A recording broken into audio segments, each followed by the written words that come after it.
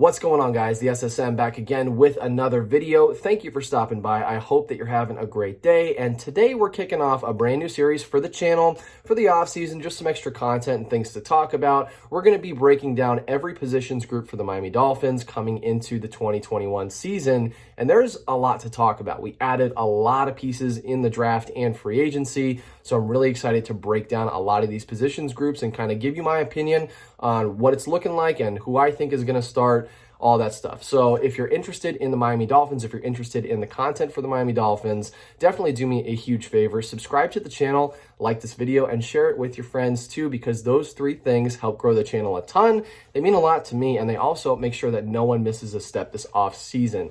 So without further ado, guys, let's go ahead and start off the series with the most important group on the field, and that is the quarterbacks group. So if anything was made clear this offseason, at least in my opinion, it's that the Miami Dolphins are building around Tua through the draft, through free agency, through all the rumors that were flying around with Deshaun Watson, and now the new ones with Aaron Rodgers, which I think are total BS.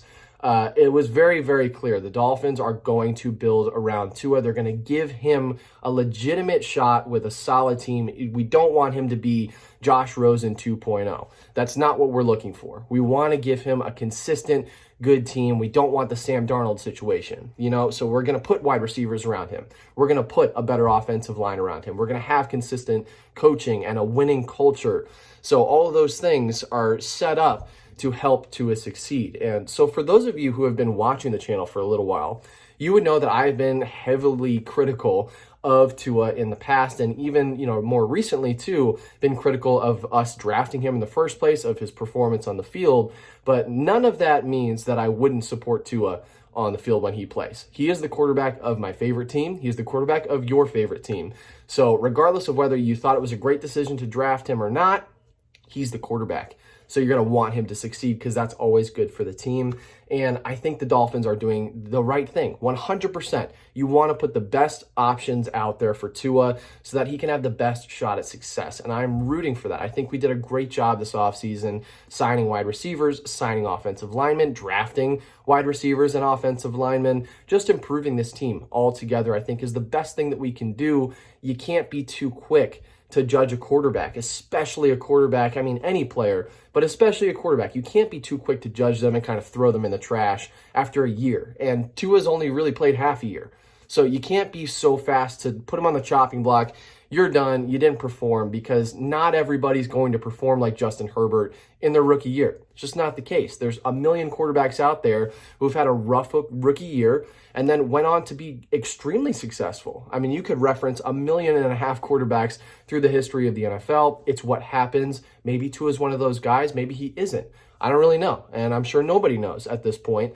But what we do know is that Brian Flores, Chris Greer, and their staff are putting the best team around Tua as possible. He is going to be the starter week 1. I'm looking forward to seeing him potentially break out in year 2. I'm rooting for it. I'm hoping for it. I don't know if it's going to happen, but that's what I'm hoping for, man. He's the quarterback of our team. That's what we need. So he is our starting quarterback come week 1. Absolutely no questions asked. Now, who's our backup? Our backup is someone who we signed in free agency. Thought it was a great move. And if you guys want to see my free agency review, get my full thoughts on this player, I'll put it right up above. You can click on that and come back to this one. But to shorten it for you a little bit, we signed Jacoby Brissett. I always have a hard time. If you've watched the channel, I've always had a hard time saying his name because I'm an idiot. But Jacoby Brissett, I thought, was a phenomenal signing for Miami. You're talking about a veteran quarterback. He's been around the league. He's learned behind Tom Brady and Andrew Luck, two of the best people that you could possibly learn behind. He has been successful. He's not old, and he was cheap. 1 year, $5 million. And that's dirt cheap in comparison to the Tyrod Taylors, who are earning 12 plus million. Andy Dalton earning 10 plus million. Mitch Trubisky earning 10 plus million. There's a lot of expensive backups in the league. I think Jacoby Brissett is pretty close to better than all of those guys, and we got him for half the price. So this signing in the offseason I thought was a great move. Someone who can continue to help develop Tua, guy with a lot of knowledge. He's played for New England, so he's kind of familiar with the way that New England likes to do their whole system, I guess, if you want to call it that. But I think there couldn't be a better backup for Tua. He's perfect option. Now, this is also kind of comes with the tag of maybe this is a guy that isn't so controversial because Fitzpatrick went out, very dynamic, led the team, everyone rallied behind him. And when you sit him, it creates a lot of, headbutting in the quarterback's room. And it's going to create a lot of headbutting and awkwardness and tension in the team, in the locker room. So although Fitzpatrick was a better quarterback, in my opinion, than Jacoby Brissett, I think Brissett's probably the better option for our situation in Miami now because he's not going to ruffle things up too much. He's going to be okay with sitting back and letting Tua develop, and he's not going to, make anything controversial because he is that much better than Tua. So that's our number 2 guy. Great option, vet. He's going to help Tua develop. I love it. Jacoby Brissett, 1 year, $5 million. So our third stringer is Jake Rudock. If you don't know much about him, there's not much to know about him. He got drafted in 2016, I believe, by the Detroit Lions, played 1 year there, 2 years there, and then came to Miami for the other 2. Since 2017, has never played a snap in the NFL. So he is the backup's backup. He is there for extreme break glass in case of emergency situations. He holds the clipboard. He learns a little bit, and God forbid we need to have our third stringer on the field. At least he's been around for a little bit. Not a terrible option. There are worse in the NFL, so it is what it is. Jake Rudock, he is our third stringer, and our fourth stringer to round it out is Reed Sinnett. He is coming into his second year in the league. Not a whole lot to report on with him. Again, has not played any snaps in the NFL so far, so backup. So, he's just buried in the depth chart. He'll fight for a position to potentially make the active roster, although I don't think that he will. I think it'll wind up being Tua, Brissett, and then Jake Rudock. That'll probably be our 3. If not, we even move down to 2. But I don't think Reed Sinnett's going to make the team. He might sign to the practice squad. He might sign to the practice squad of another team. Either way, that's our fourth stringer. So I want to know how you guys feel. Let me know how you feel about the quarterback's room. Let me know whether you think Tua is going to break out. And that's a big question. That's a big thing up right now is Tua going to really take a step forward this season?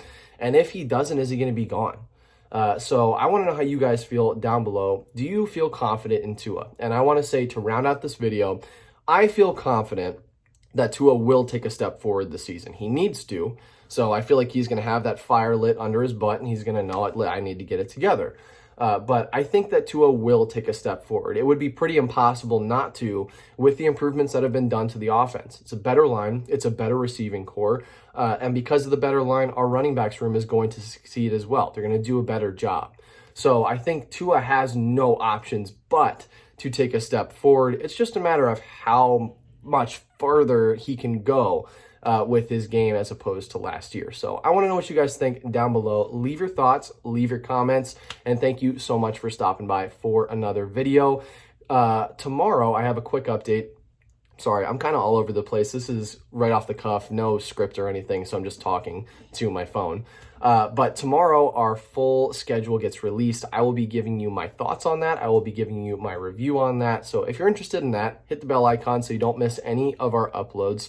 And yeah, without further ado, guys, thank you so much for stopping by. I appreciate you supporting the channel. We've passed 1,000. I've got merch on its way as soon as I get a couple things out of the way first. So merch is coming. I appreciate you stopping by. Have an awesome day, guys. I'll see you very soon. Take it easy. Fins up.